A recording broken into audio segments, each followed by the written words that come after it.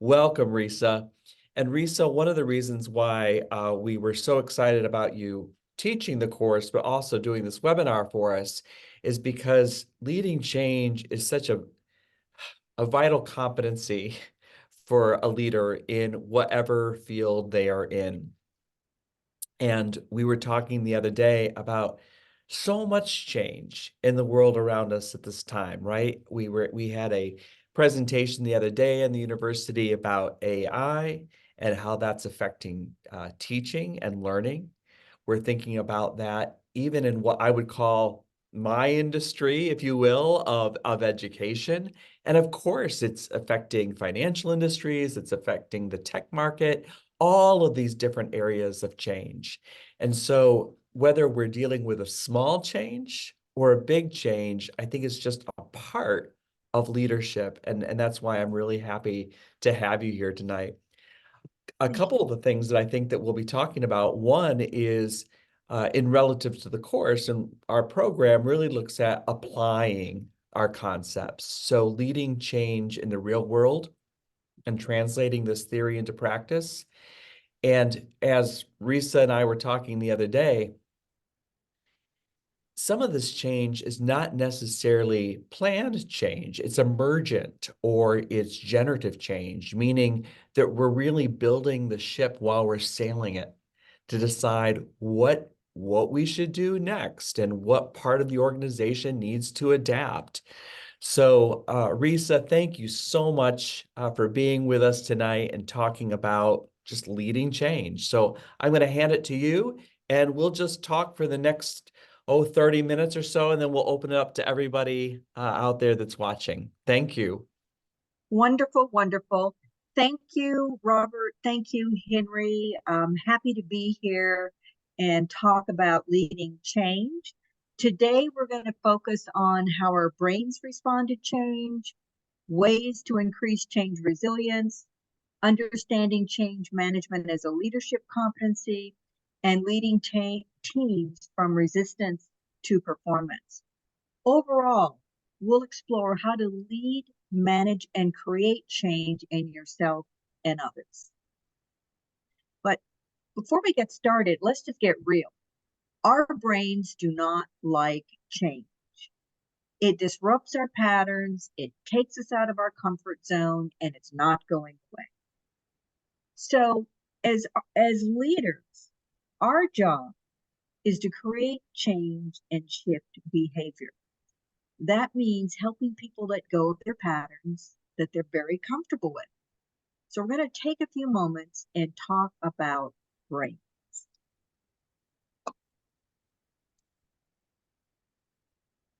Oh, brains. Well, I'm not a neuroscientist, but let me say this. Our brains are old and have only so much processing power. Because of that, they like habits, things that are predictable, or things that are emotionally charged that can be hard coded into long-term memory. So, for example, if you had a big scary experience with a dog, that charged memory will keep coming back. Our brains are also, one way to think about them is that they're primal and they seek carrots and avoid sticks. So carrots are things like food, sex, shelter, social support, physical and emotional pleasure. Those are carrots that our brain gravitates to. Sticks determine mortality, and we tend to avoid those. Things like predators, hazards, pain, and in today's world, social aggression. So an example of this would be the way some people use social media. The carrots or the rewards come in the form of likes, shares, positive comments. The brain releases dopamine, the neurotransmitter. Risa, Yes. something happened. Oh, you're back. For some reason, something happened on the volume, but you're back now. I apologize. So you were Okay. saying Great. brains release dopamine. A neurotransmitter associated with pleasure, and which makes people feel good. And just let me know if there is a audio issue again, Okay, Robert. very good. We'll take care of that. Yeah. And the brain releases dopamine. And on the other hand, there's sticks and punishments. And so in a social media context, this can be experienced when a post doesn't receive as many likes or people get negative comments. There can be feelings of embarrassment, disappointment, or even social rejection. So the brain interprets this as a form of pain. It's interesting to me, Risa, because we were talking the other day about how sometimes I want to say this social pain can Yes. be more triggering than the physical pain, right? And that your brain actually becomes rewired to these different pleasure and pain uh environment Pathways. Yes. pathways that they're Yes. in. And it is fascinating to me just to think about change in regards to our brain chemistry. I didn't think about it before we started our conversation. Well, we know a lot more now than we used to about that. And that's a perfect lead in to talking a little bit about the brain. And this, again, is a very oversimplified version of the brain. It's the three-part brain approach: lizard brain, mammal brain, and human brain. And basically, if we look at the lizard brain, it's ancient, it's concerned with survival and reproduction, it controls our heart rate, breathing, regulates our body functions. And the lizard brain goes into action almost immediately, like a 20th of a second.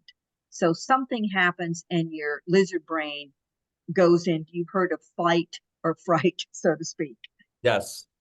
Uh, Next is the mammal brain, and that's the limbic system. And this manages our emotions. This is where that pleasure, pain function comes in. And this is where, if we have a deep emotional experience, it can be hard coded into our brain. And then finally, what we're calling the human brain, the most recently developed aspect of our brain, which is the neocortex. And this manages just what it says here: language, abstract thought, imagination, even thinking about thinking. And it plays a crucial role in the change process by enabling us to learn new things, adapt to new situations, and modify our behaviors. So I was thinking about this in terms of our conversations, right? And I was thinking about a change process that I went through recently, and this was a few years ago, and it was about a department merger. Mm. And this merger was presented to us, and my instant reaction, for no good reason, but my instant reaction was no, right? It was scary to me, and I didn't know why. But when we got thinking about this, you and I talking, and when I see this here, I'm thinking about there was also an emotional response to that, right? I knew the people that I was working with. I had habits of working. I knew what to expect. And it wasn't until I could kind of get through those first phases could I start thinking about, well, here are some benefits to to this merger, or even an imagination about how the organization might be better. But it took me a while to get there. Well, Robert, sorry, you obviously avoided the amygdala hijack and have a strong neocortex and are very self-aware because you noticed what was happening and were able to move through the process and engage your neocortex, your thinking and analytical part. But a lot of times, even before we're aware of what's going on, the lizard brain kicks in. It took me a while to get there, right? Okay. It didn't happen the 1/20th of the second of the no, yes, I got there. But it took me a while, like a couple weeks to a month to get to seeing the imagination of how the change could actually be better. Well, that just ties in beautifully with where we're going because our goal as change leaders is to quiet the reptilian or lizard brain because it gets activated very easily by social threat. And when I talk about social threat, really I'm referencing David Scarf's model of a scarf: status, certainty, autonomy, relatedness, and fairness. And when we talk about change, be it a department merger or a job change or moving to a new city, new technology, AI, different aspects of SCARF can inform us about what to expect during the course of the change. So, are people's social status and position in relationship to others being affected? Anytime you have a change, certainty is affected. Our ability to predict outcomes decreases. Autonomy: what sense of control do we have with this change? Is it something we're initiating, or is it something that's being foisted upon us? Relatedness: how we relate to people and groups as a result of the change. If you have a new boss, what's my role in the new pecking order? And fairness: are we getting a fair shake, or is this an unfair change? So these are all things that, as change leaders, we consider when thinking about change. So I was thinking about this in two instances. One was when I changed institutions. So I went from one institution here to Muskingum, right? And I've been here for now about 2 years. And that was very scary. I had been at my previous institution for 17 years before this, right? And I started thinking about why that was so scary to me. And it hit all of these things: status, certainty, autonomy, relatedness, fairness, all that I had known was going to change. But then I also got thinking about it in reference to, and we've been using this example of AI. Yes. And I think of it as a professor, that I have that same fear, right? So when AI is smarter than me, you know, I mean, it is. And so what does that do to me, who has really made my bread and butter for so long on my status as a subject matter expert, You're right? not alone. You're not alone. And you're asking the right questions because a lot of people are going to get impacted by AI. And we're going to be seeing, we're going to need to become more change competent and change resilient. And one way to do that is to understand kind of the neuroscience of change, some of these social threats, and to activate rewards and to buffer the change. So here's just a quick diagram here of, I'm going to focus on the rewards and things we can do. So if in an annual review process, uh, allow your own work, not knowing job change.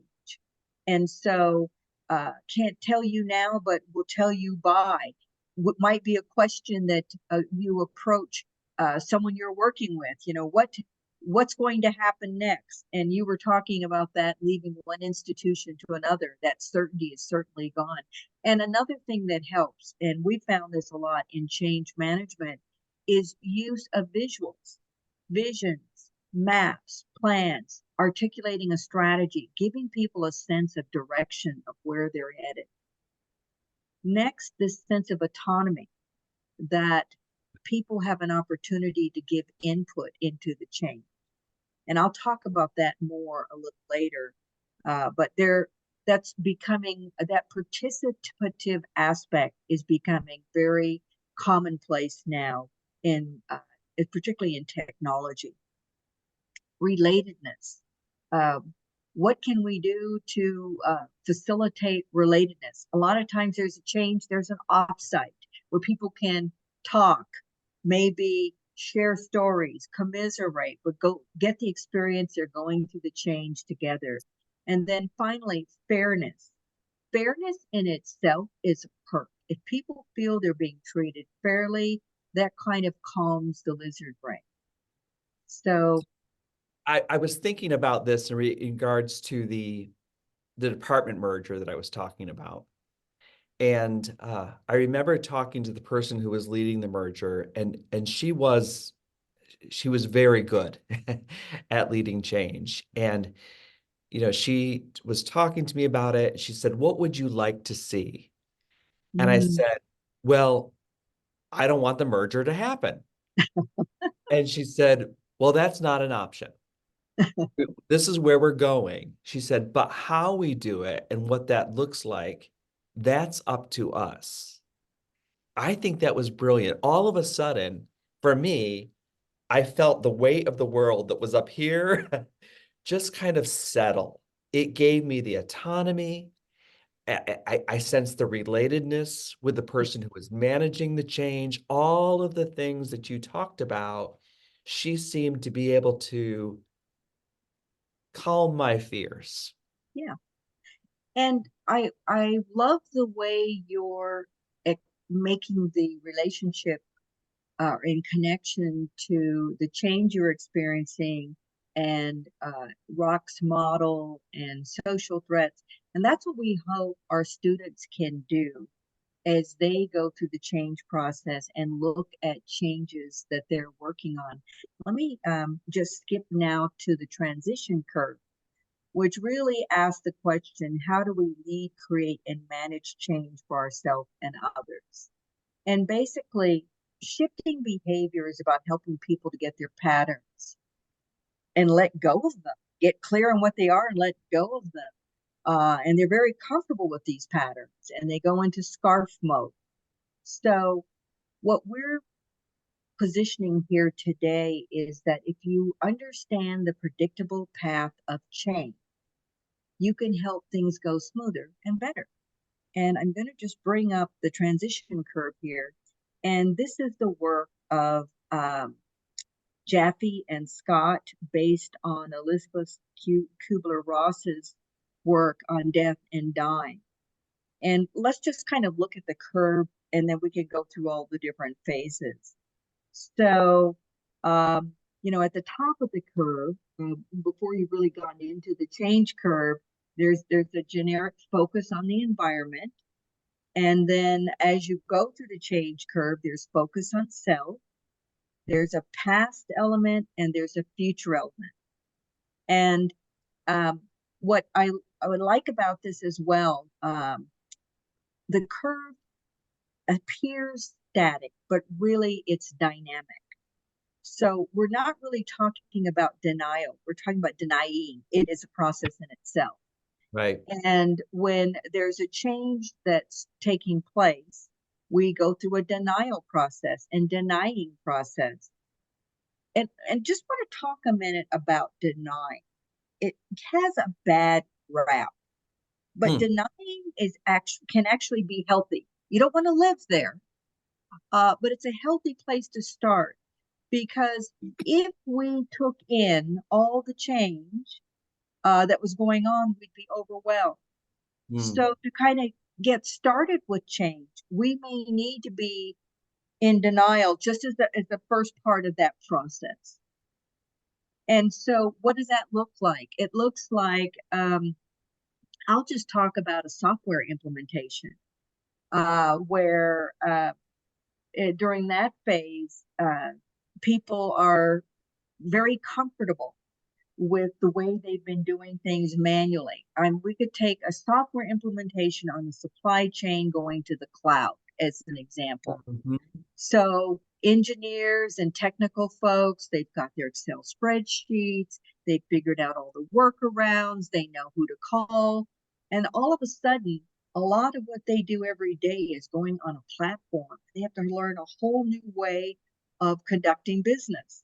Right. So the way some people do it is they pretend it's not happening. So it's so interesting to me that this also relates to, as you mentioned, the classic stages of grief. Yeah. And I'm thinking about my father passed about 5 years ago. And of course I went through this, but I also was with my mom as she went through this. And there was a stage of denial and these other things that you're saying. But I didn't realize that it can also apply to what I'm going to call everyday change. So, for example, the other day at Muskingum University, they said, okay, we're no longer going to use flash drives. We're going to do everything on the cloud. Okay. And hey, that was scary to a lot of us. We knew what to do. And we had our favorite flash drive with everything on it, Yes. right? And that there was an aspect of denial and resistance, even that in that, I'm going to call that quotidian change, right? It's not like losing a loved one, but the process is similar. That's fascinating to me. Yes. And when you said scary, then we really, denial is like, oh, this is happening, but it's not real yet. But when you talk about getting scary, we really start to move into the resistance phase. And that's where the lizard brain is activated and it's getting very real. Um, People complain, they get exhausted, they become preoccupied with the change. They may just hate the change and not want to do it, which is normal. Hmm. And uh, again, the art form is as we're managing change, how long are people staying in that mode? There are things that we can do, I'll explore later as we talk, to kind of help people move through the resistance. And the overall aim of going through the transition curve is to reduce the time and impact. But we still want people to go through those phases. And Hmm. so I call the exploration phase, the next phase, kind of the 51% mark. That's where, okay, it's happening. We're moving to the cloud, as you mentioned. I can't use my thumb drive anymore. My Right. computer doesn't even have a thumb drive slot. Right. Um, and now I'm in looking for new ways to approach things. There become a lot more possibilities. Oh, what else can I do in the cloud? Oh, there are no limitations on storage. Before, my thumb drive could only give me 1 gigabyte of storage. I'm on the cloud. I have access to 200 gigabytes of storage. I'm sure there's more, but just as an example. Right. Uh, and so the exploring phase is where we really start to kind of settle in, but it's chaotic Mm. because, okay, we know we're changing, but okay, what does that change look like? So a lot of times there are too many options, and we have to kind of take a moment to settle and to focus. Okay, where are we guiding this change? How am I responding to this? What do I need to do? And this is again where change management can be very effective. And then I'm just going to go up to commitment, where, okay, I kind of feeling more comfortable with learning how to access the cloud. I stored some content there and retrieved it easily. Okay, this is a whole new world. But at the same time, we may get wistful. We may kind of look back and go, it was so easy just to plug in that thumb drive. Is Yes. any of this making sense to you? Oh, it's making perfect sense. It's making perfect sense. I have a question and an observation. Yes, So I'll start with the observation. So as a leader, leading people through change, something that you have reframed for me is the denial and resistance as wholly negative, right? Because as you said, people need to go through that. yes, And something that I've been thinking about is by the time as a leader, I'm communicating that change, I've gone through this, but my followers have not.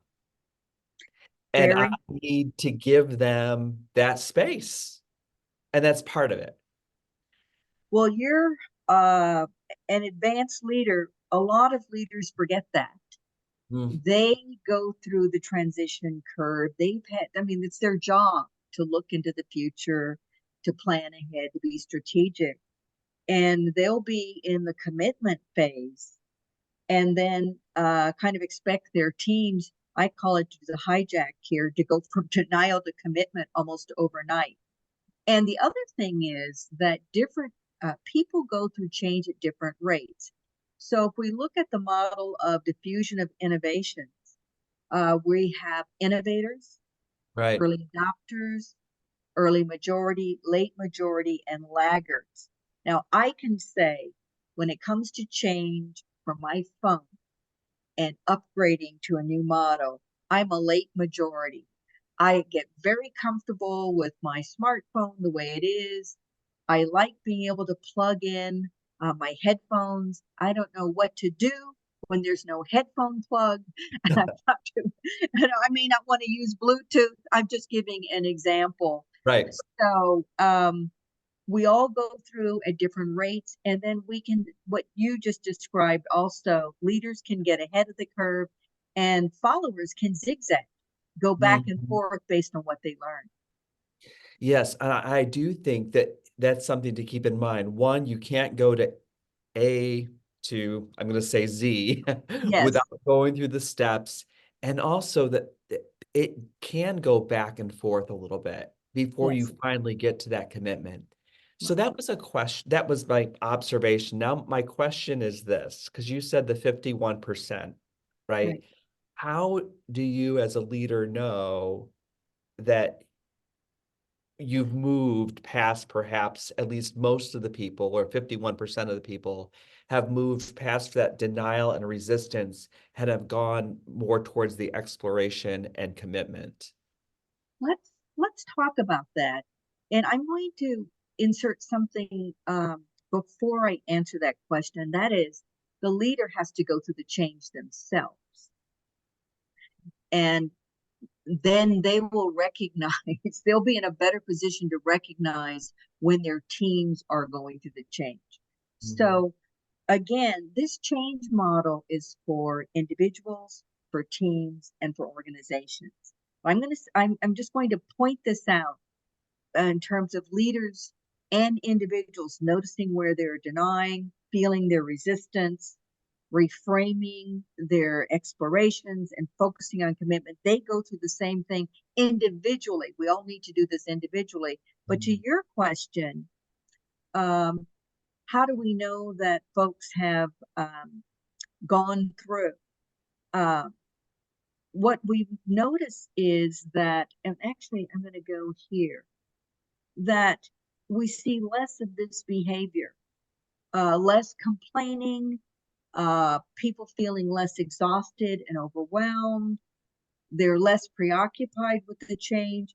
They're starting to kind of envision a future. And the other thing I will say is that I'm going to just skip because I think it makes my point. You want to focus initially on the early adopters because the early adopters are the ones that you want to train first. Let's just go back to our software implementation. And you want to know, okay, where is the team moving to the cloud? Now, I'm going to talk about, beyond the putting in thumb drive, but, it's a whole new process, whole new technology, language. And so you would look for those that are or have already embraced the change and begin training them. We're going to see There's just a oh, little problem with the video, with the audio again. is there an audio problem? Oh my. Now, it's not, for some reason, it's something with our connection. It goes in and out, but it's fine now. Perfect. Okay. Uh, keep me honest here. Let me know when that happens again. So I was talking about training, and I was talking about training being a good place to start with the early adopters.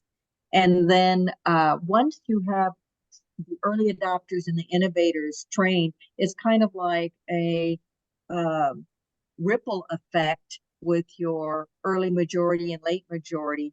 You can start having some of these folks influence those people that are in denial and moving through resistance. So it's getting a team together early or getting people together early that embrace the change and they can influence the others. And then you will start to be able to see based on behaviors, based on who's getting trained, as an example, who's starting to embrace the change. It is interesting. You had mentioned, I'm thinking about a change that we're going through now, and just kind of learning to read the room. Is the resistance starting to go away? Are people less overwhelmed?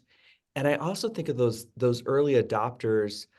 I heard one time they referred to almost as champions. They can Yes, champion the change, and yes. they can be extremely helpful.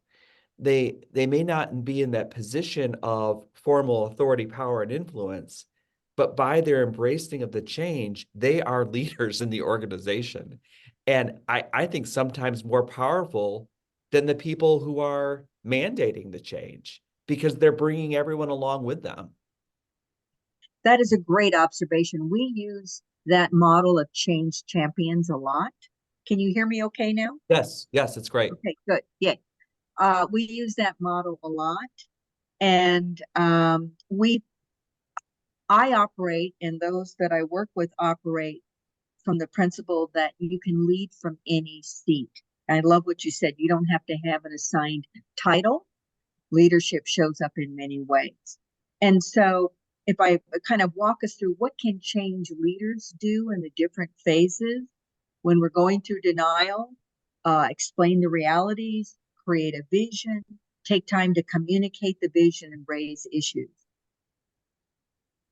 Leading through resistance, this is where you listen, listen, listen, and let people express all the positives, all the negatives, the concerns, and just maintain a sense of humor. Create the space for them to do that.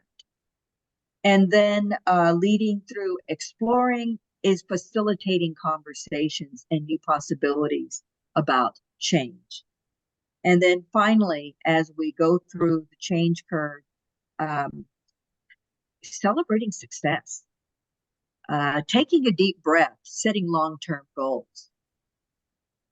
I think about that listening phase, going back to one of your former slides, and the three uh, phases of the brain or parts of the brain, the lizard brain, the mammal brain, and then the human brain, right?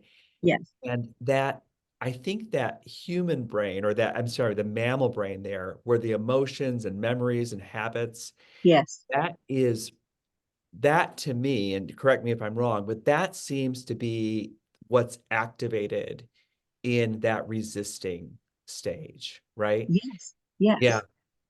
Yeah, yeah. the mammal brain can also activate the lizard brain with the stress effect. Oh, So okay. you'll notice, okay, I'm emotional. Oh, I'm feeling stressed out. I'm breathing, my heart's beating faster.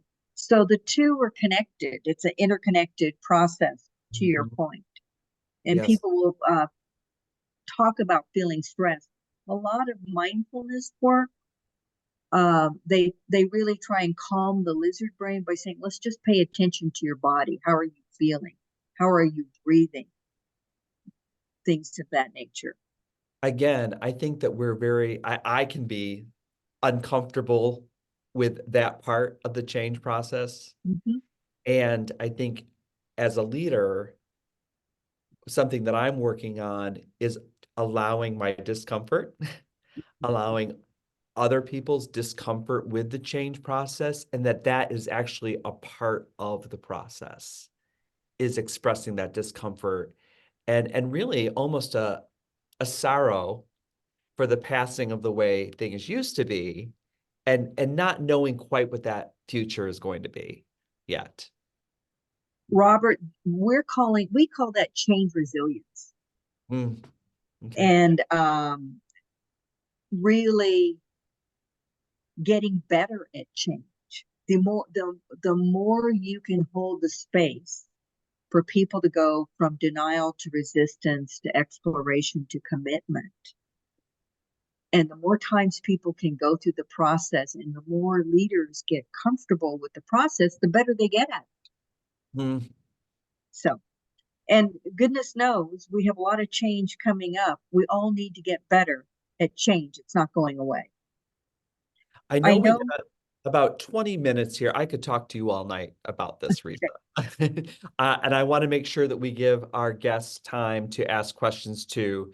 So, what are your last couple of points before we get to some questions from our guests? Good news, we're on the last slides. Okay, very good. So all I want to say is that there is a communication model with the leadership model. Oh, And that takes us through the various stages where we're kind of doing the wake up call, the deep listening, examining possibilities, and then implementing and celebrating success. I've talked a little bit about where we start to, if we, our change involves training, where we start to train. And I'd really just like to start to wrap up my portion of the presentation by saying that, to reinforce what you said, change management is a leadership competency for enabling change within an organization. And to keep in mind, organizations don't change, their people do. And change management is an enabling framework for managing the people side of change, which means managing ourselves. So, on that note, perhaps we can take a few questions. yes, and to allow more dialogue, could we take down the slides and just bring up the screens? And Yes. then if folks out there want to open your cameras and your mics to ask a question, we invite you to do that. Or if you want to type it into chat, it looks like we might have a couple in chat. We can do that as well. So thank you, Risa. This is really something that's directly applicable. As you're talking, I'm thinking, okay, well, this is what's happening in this change, and this is what's happening over here. So my wheels are turning, and I'm sure other people's are as well. What questions do we have from the folks that are joining us this evening? Looks like Jennifer's online. Yes. Hi, Risa. Hello. Hello. Very nice to see you Yes, again. again. If you don't mind, I have a question. Of course. It probably won't come as a surprise. Thinking about, individual change and being a change agent, I'm wondering about the larger scope of cultural change and shifting cultural norms, not values so much as points of, reference that once were, as opposed to where we're headed in the future. And what could you share about, how to make progress in terms of shifting an entire culture? Wow. Thank you for coming in with such a simple question, Jennifer. Well, let me say a couple of things that provide some context. And you are making an observation about what's happening right now. Our culture is changing. We're seeing that a lot of the models, uh, you know, developed after World War II in the 50s and 60s, and the systems are breaking down. So you're really, when you talk about cultural change, the way I frame it is systems change. Is that a fair representation of your question? Yes. Yep.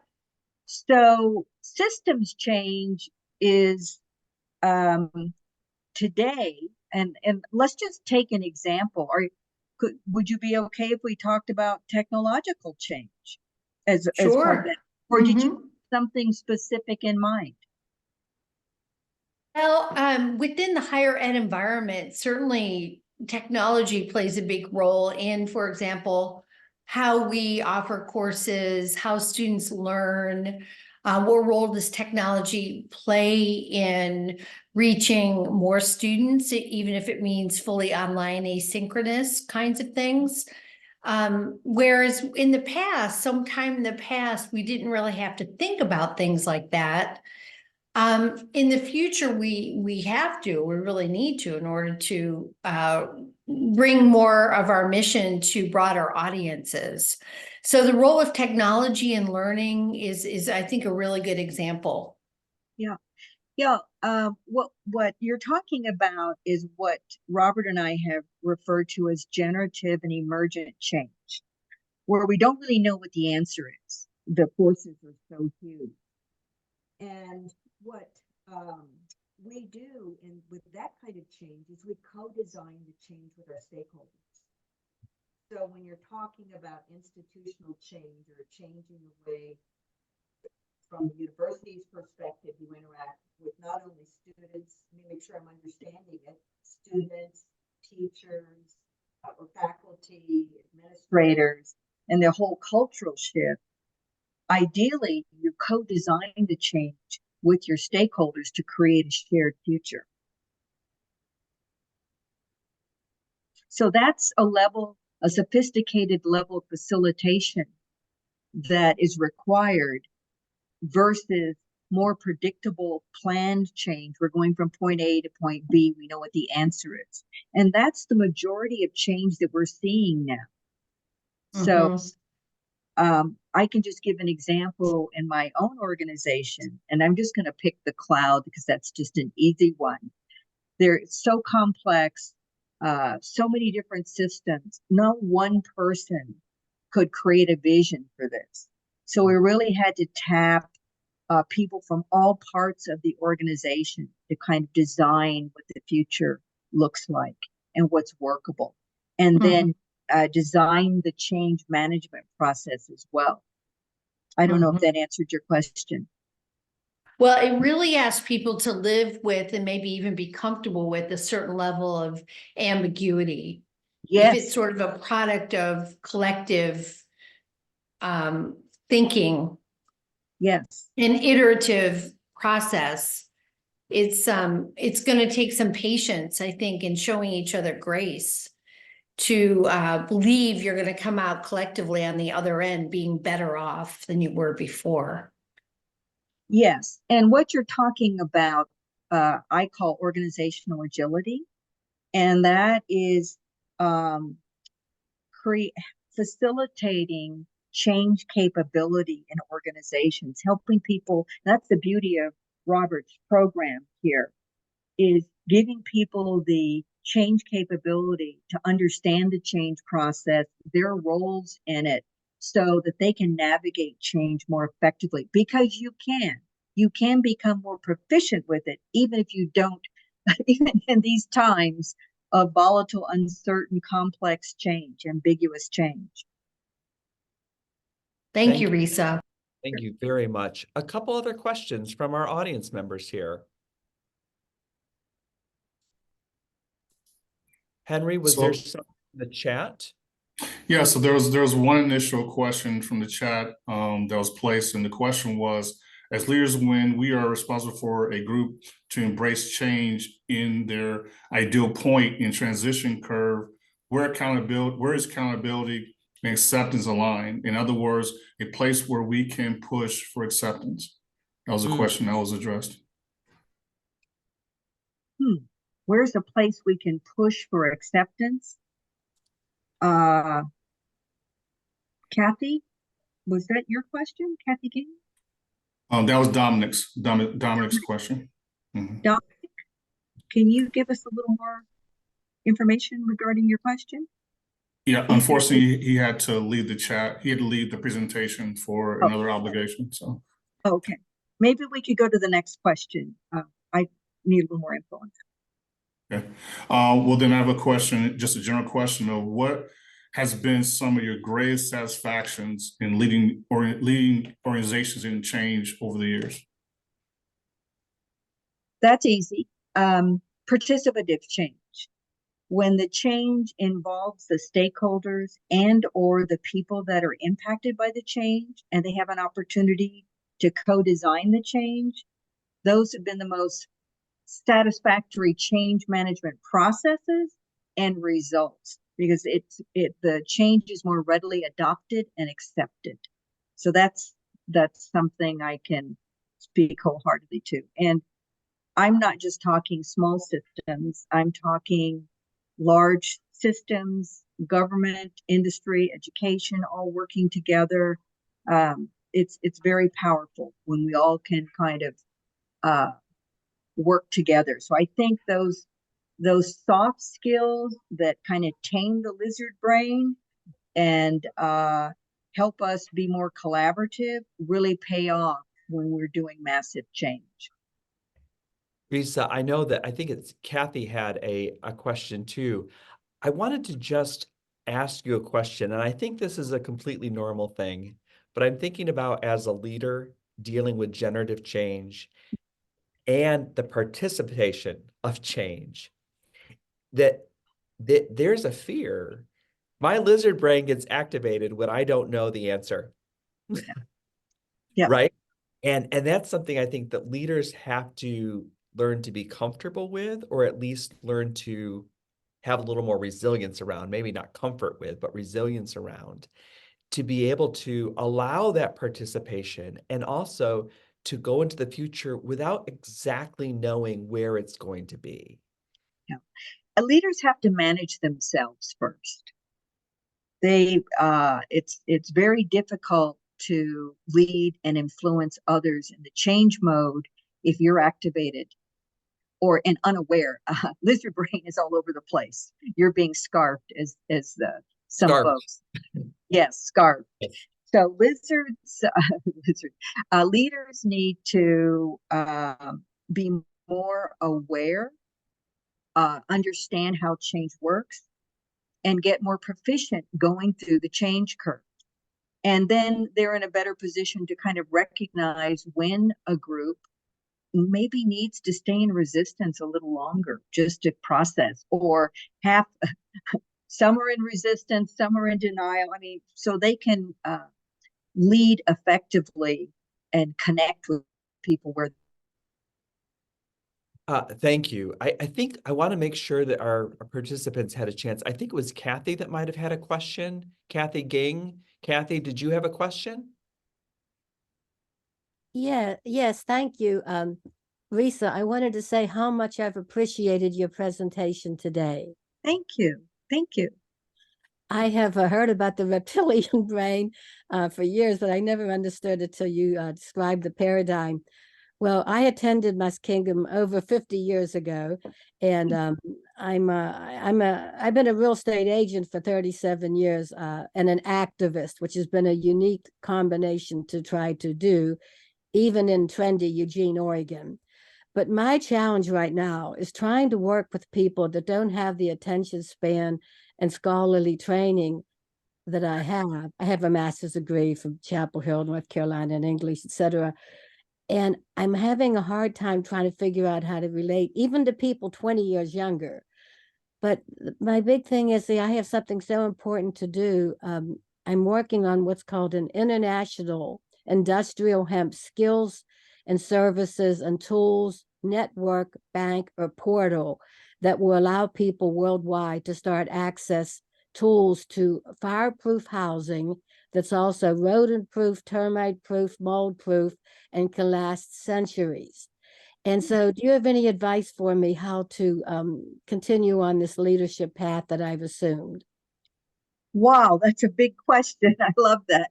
And I just first want to say, I think you're not alone. I think all of our attention spans are being challenged now. And it's something I see firsthand in my workplace. I work in corporate America. And what I see the leaders doing there is really teaching people about how to stay centered and mindful. It's actually a part of our corporate values.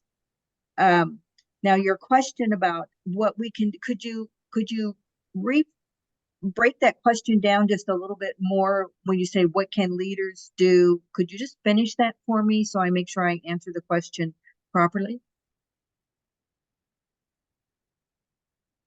And are you on mute or?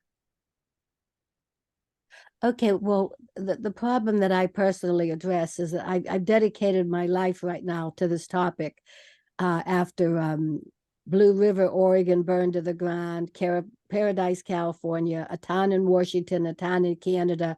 We have a worldwide crisis with fire and heat. And I'm trying to reach across this great divide. So I have like 5,000 friends on Facebook.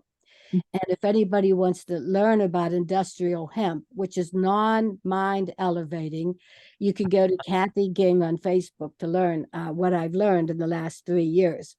But my problem is that I don't know how to find an organization to be sponsored because I feel like I'm an older gal and I don't want to start something new.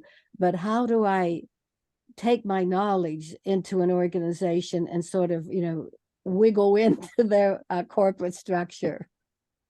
Wow, I think that's a strategic business question that might be a little bit out of the purview of change. But I will say this, building awareness is always one of the first steps in any kind of effective change. And I think I would say to you, any of your ability to build awareness and educate about your the change you're trying to make is a really great place to build a foundation. Risa, may I add something to that? Yes, please. So Kathy, it stands out to me two things. One is that in my opinion, in my humble opinion, because I don't know your organization, but even the fact that you're reaching out through social media, that I think shows a change and an acknowledgement that your audience may not have the same attention span that former audiences may have, right? And I think about this as a professor, that this means that I have to change. If my students have attention spans that are smaller chunks, then I have to present the information in smaller chunks. So whether that be in a conversation like this or an Instagram type piece or something with technology. And it sounds to me, Kathy, that you are already thinking about that for yourself.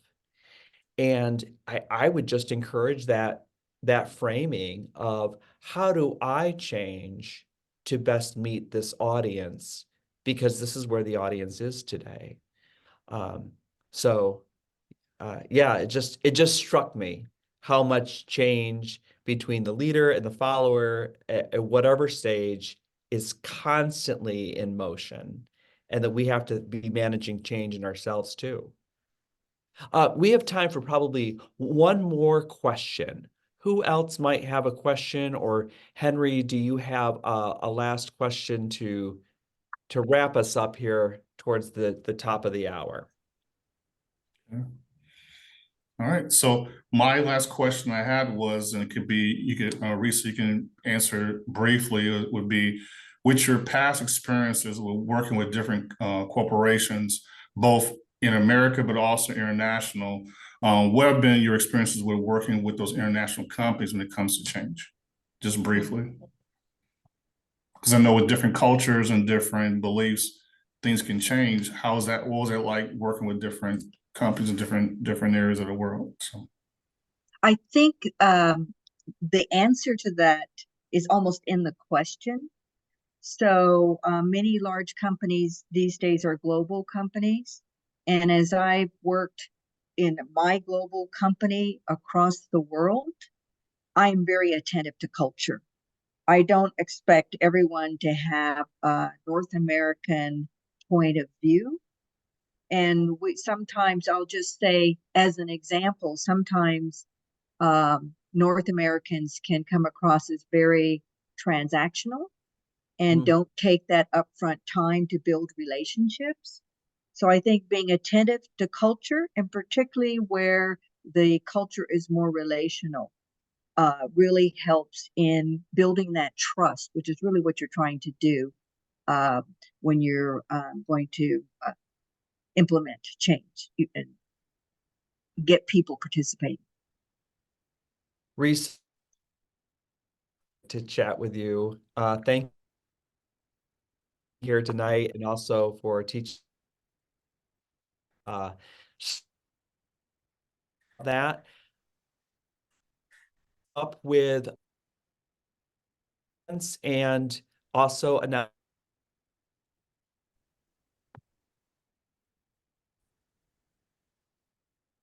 Henry, are you there? Or do Yeah, it was just breaking up a little bit. So again, thank you to Risa and Robert for your presentations. Thank you for everyone attending tonight in this great dialogue. Our next webinar series will begin on January 4th and January 9th of 2024 with the focus of goal setting. So please visit our website to learn more about our Master's and Doctor of Applied Leadership programs. We're still accepting applications for spring of 2024. So if you have any questions or have have an interest, please contact our office. So once again, I want to say thank you to Robert and Risa for the presentation. Thank you for attending tonight's event. And we hope to see you at our events in 2024. So we'd like to wish you and your family a happy holiday season. Thank you for attending. Thank you. Thank you. Thank you, Bye, Risa. Robert, Bye, Henry and everyone. Robert and everyone. Yes, Thank thanks. you so much. Bye-bye. Bye-bye. Thanks, everyone. That was great.